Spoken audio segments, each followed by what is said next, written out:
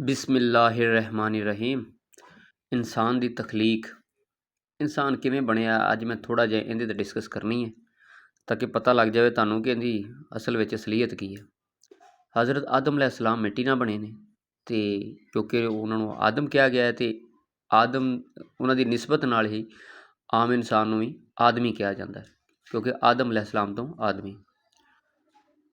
अच्छा, मर्द ते औरत दे मिलाप दे नाल ਬਣਿਆ ਹੋਇਆ इंसान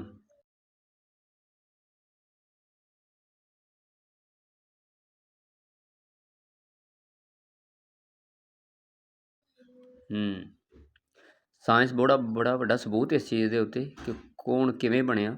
ਕੁਰਾਨ ਪਾਕ ਦੇ ਵਿੱਚ ਵਾਜ਼ੇ ਤੌਰ 'ਤੇ ਲਿਖਿਆ ਵੀ ਹੋਇਆ, ਪਰ ਸਾਇੰਸ ਨੇ ਵੀ ਬੜਾ ਵੱਡਾ ਸਬੂਤ ਦਿੱਤਾ। ਕੁਰਾਨ ਮਜੀਦ ਦੇ ਵਿੱਚ ਹੈ ਵਾਜ਼ੇ ਕਿ ਪਾਣੀ ਦੇ ਗੰਦੇ ਕਤਰੇ ਤੋਂ ਪੈਦਾ ਕੀਤਾ ਗਿਆ। ਮਰਦ ਦੀ ਕਮਰ ਦਾ ਪਾਣੀ, ਔਰਤ ਦੀ ਛਾਤੀ ਦਾ ਪਾਣੀ ਮਿਲ ਕਰ ਇਨਸਾਨ ਬਣਾਉਂਦਾ ਹੈ। ਠੀਕ ਹੈ, ਵੈਸੇ ਤਾਂ ਸਾਰਾ ਅਮਲ ਤੁਹਾਨੂੰ ਪਤਾ ਵੀ ਹੈ, पर मैं तुहानूं दसना ये चाहना है कि तुहानूं अपनी पैदाइश का अमल सुन के वेख लो कैसा गुस्सा आना कि यार किस तरह दी गल्लां कर रहा। चलो आई जाए, गुस्सा भी चंगा हुंदा। अज सुन लो कि किवें बने हो। ये गोश्त का लोथड़ा मर्द ते औरत के मिलाप नाल बनिया, पर इहदे विच रूह यानी पावर, ठीक है, अल्लाह पाक की तरफों आई। रूह 3 या 4 महीने बाद आती है। कुछ हदीसां दे विच मतलब 1 महीना भी, साइंस शायद इहनूं महीना भी कहती है, लेकिन रूह जिहड़ी बाद दे विच पाई जाती है।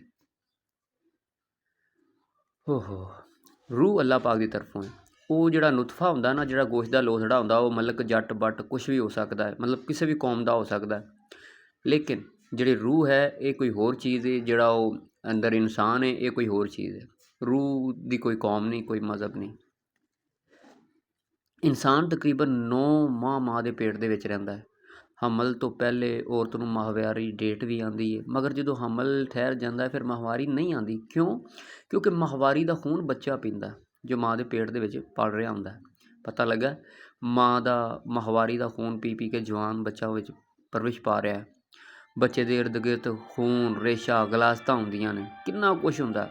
एक कैसे माहौल च रह रहा है एक आम इंसान, जिहड़ा तू मैं तुसीं मैं आपस की गल कर लीए, साडे नाल भी वक्त गुजरिया ना, माँ प्यो के पेट च रहे। ये बच्चा जो माँ के पेट तो बाहर आता है तो रस्ता किहड़ा हुंदा इख्तियार करता है, वो भी तुसीं चंगी तरह जानते हो।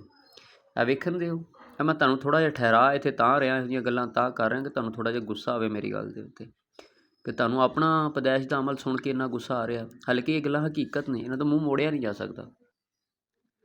वैसे हाले तो मैं नरमी कीती है, तुहानूं गुस्सा आ रहा होएगा, पर बात गल तो सच है। अच्छा, इंसान की तखलीक कुछ अमल तो समझ आ गया होएगा तुहानूं। हुण हज़रत आदम अलैहिस्सलाम वास्ते की सी, अल्लाह पाक कुरान पाक फरमाउंदा है इंसान नूं अल्लाह ने गली सड़ी खनखराती हुई मिट्टी नाल पैदा किया। जी, कुरान पाक दे विच कदी तर्जमे नाल भी पढ़ो तो तुहानूं पता लगे। बाकी आम इंसान मन ही ना बनाए गए ने जी, बल्कि तुहानूं अच्छी तरह पता है कि वो किवें बने ने। हुण गुस्सा छड्डो यार, बस तुहानूं कहना ये है कि जदों तुसीं कहंदे हो ना हज़रत मुहम्मद सल्लल्लाहु अलैहि वसल्लम ते उन्हां दी आल अलैहिस्सलाम साडे ही वर्गे ने, वो भी साडे ही वर्गे इंसान ने, तो तुसीं कहंदे हो ना जदों वो भी साडे ही वर्गे ने, वो भी इंसान ही ने, तो असल दे विच तुसीं जो तुहाडा प्रोसैस है ना, तुसीं भी कह रहे अंदरूनी तौर ते तुहाडा इहो ही हुंदा कि उन्हां दा भी इहो ही प्रोसैस है। जो तुसीं अपने जैसा मनदे हो ना, तो फिर उन्हां नूं भी उस कैटागरी च लै आंदे हो जिस कैटागरी च तुसीं हो। ठीक है, तो नाले कई बारी तुसीं उन्हां नूं नूर भी मानदे हो, तो नूर इवें किवें करदा यार? नूर तो इवें दे नहीं हुंदा। हालांकि हारूत सुलेमान अलैहिस्सलाम की कौम में जो वो जादू सिखाते सन, हारूत तो मरूत फरिश्ते जिहड़े ना ये इंसान की शक्ल में बाजार के आए सन, तो लोगों को जादू सिखाते होंदे सन फरिश्ते बन के। लोगों को पता जिहड़े जानते हैं कि फरिश्ते सी, लेकिन अज है इंसानी शक्ल। किसी ने नहीं कहा जी वो भी माँ प्यो रखते सन या वो है बाजार इंसान सी वो भी। अज भी लोग मानते नहीं जी वो नूर ही सन। जो फरिश्ता कोई मुद्दत वास्ते आवे, 1 साल वास्ते, 6 महीने वास्ते आवे, भावें इंसान बन के ही आवे, तो उन्होंने नूर ही मानते हो कि नहीं वो नूर है, ये माँ बाप तो पाक है। जिस तरह साढ़े नाल मामलात होंदे ने, मतलब असीं नपाक हुंदे आ, सो मसले ये इन्हां नाल नहीं होंदे। जो फरिश्तियां नूं तुसीं मान लेंदे हो, जो इन्हां आले मुहम्मद सल्लल्लाहु अलैहि वसल्लम नूं तुसीं नूर मानते हो, तो फिर उन्हां मतलब किवें सोच लेंदे कोई भी साडे ही वर्गे ने, वो भी साडे कोई तौबा नौज़ बिल्ला बैतुल खला भी जांदे ने, नपाक भी हुंदे, तौबा नौज़ बिल्ला, एवें किवें सोच लेंदे हो? ठीक है, ओहो, ਦਰਅਸਲ ਨੂਰ ਨਾਲ ਬਣੇ ਹੋਏ ਅਤੇ ਨੁਤਫੇ ਨਾਲ ਬਣੇ ਹੋਏ ਲੋਕਾਂ ਵਿੱਚ ਕੁਛ ਤਾਂ ਫ਼ਰਕ ਹੋਣਾ ਚਾਹੀਦਾ ਨਾ। ਉਹ ਤੁਹਾਨੂੰ ਸਮਝਾਉਣ ਵਾਸਤੇ ਆਏ ਸੀ। ਉਹ ਇਸ ਤਰ੍ਹਾਂ ਦੇ ਨਹੀਂ ਸੀ ਜਿਸ ਤਰ੍ਹਾਂ ਦੇ ਤੁਸੀਂ ਸਮਝ ਲਿਓ। ਖੁਦਾ ਵਾਸਤੇ ਇਹ ਹਸਤੀਆਂ ਸਾਡੇ ਵਰਗੀਆਂ ਨਜ਼ਰ ਜ਼ਰੂਰ ਆਉਂਦੀਆਂ, ਪਰ ਹਕੀਕਤ ਇਹਨਾਂ ਦੀਆਂ ਹੋਰ ਨੇ। ਇਹ ਮਾਵਾਂ ਦੇ ਪੇਟਾਂ 'ਚ ਨਹੀਂ ਰਹਿੰਦੇ, ਠੀਕ ਹੈ। ਅੱਲਾਹ ਪਾਕ ਨੇ ਹਜ਼ਰਤ ਆਦਮ ਅਲੈਹਿਸਲਾਮ ਨੂੰ ਇਹ ਜਿਹੜੇ ਕੀ ਕਹਿੰਦੇ, ਮੈਂ ਹੁਣ ਕਹਾਂ, ਮੀਆਂ ਬੀਵੀ ਦੇ ਮਿਲਾਪ ਤੋਂ ਬਗੈਰ ਅਮਾ ਹਵਾ ਅਤਾ ਕੀਤੀ। ਉਹ ਖੁਦਾ ਵਾਸਤੇ ਕੋਈ ਚੀਜ਼ ਨਾਮੁਮਕਿਨ ਨਹੀਂ ਹੈ, ਉਹਦੇ ਵਾਸਤੇ ਸਭ ਮੁਮਕਿਨ ਹੈ। ਇਹ ਘਰਾਣਾ ਨੂਰ ਹੈ, ਕਮ ਸੇ ਕਮ ਨੂਰ ਹੈ। ਇਹਨਾਂ ਨੂੰ ਆਪਣੇ ਵਰਗਾ ਬੋਲ ਕੇ ਤੋਹੀਨ ਨਾ ਕਰੋ, ਠੀਕ ਹੈ।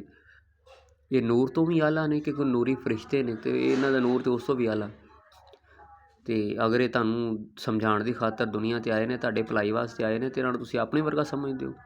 ਤੁਸੀਂ ਐਵੇਂ ਸਮਝਦੇ ਹੋ ਜੋ ਪ੍ਰੋਸੈਸ ਤੁਹਾਡੇ ਨਾਲ ਹੁੰਦਾ ਹੈ, ਜੋ ਪੈਦਾਇਸ਼ ਦੇ ਅਮਲ ਤੁਹਾਡੇ ਨੇ, ਉਹ ਇਹਨਾਂ ਦੇ ਨੇ। ਅੱਲਾਹ ਪਾਕ ਤੇ ਫਰਮਾਉਂਦਾ ਹੈ, ਅਸੀਂ ਇਹਨਾਂ ਨੂੰ ਨਬੀ ਬਣਾ ਕੇ ਭੇਜਿਆ ਹੈ, ਅਰਸਾਲ ਕੀਤਾ ਹੈ, ਠੀਕ ਹੈ।